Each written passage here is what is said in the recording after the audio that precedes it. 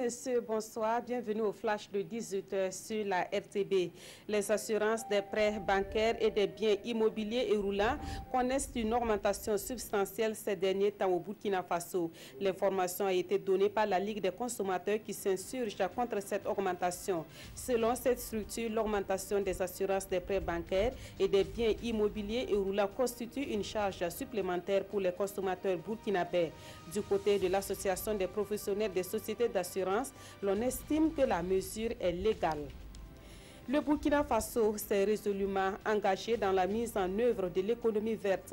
Mais le défi commande un travail pour débarrasser l'environnement des déchets les plus nuisibles. Font partie de ces déchets les déchets d'équipements électroniques et électriques.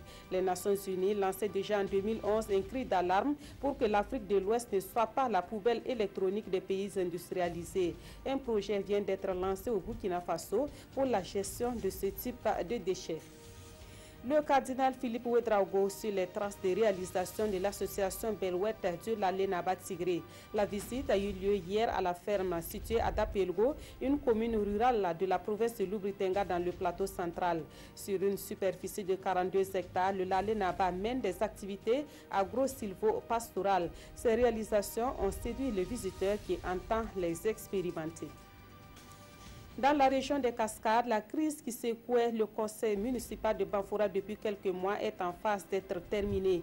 40 conseillers sur 80 du conseil municipal avaient signé une motion de défiance contre le maire Aboubakar Ema, reprochant à ce dernier une mauvaise gestion.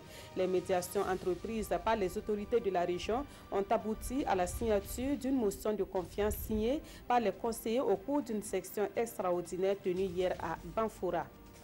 À l'étranger, le sommet du G20 de Hambourg s'est achevé ce samedi. Le moins que l'on puisse dire, c'est que ce sommet a été l'un des plus conflictuels de ces dernières années.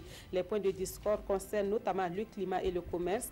Malgré tout, les chefs d'État et de gouvernement des 20 pays les plus riches de la planète sont parvenus à se mettre d'accord par l'adoption d'un communiqué final. Cet accord acte l'isolement des États-Unis sur la question de la lutte contre le changement climatique, un mois après la sortie de Washington de l'accord de Paris. C'est la fin de ce flash. Merci de l'avoir suivi. Je vous retrouve à 20h pour la grande édition.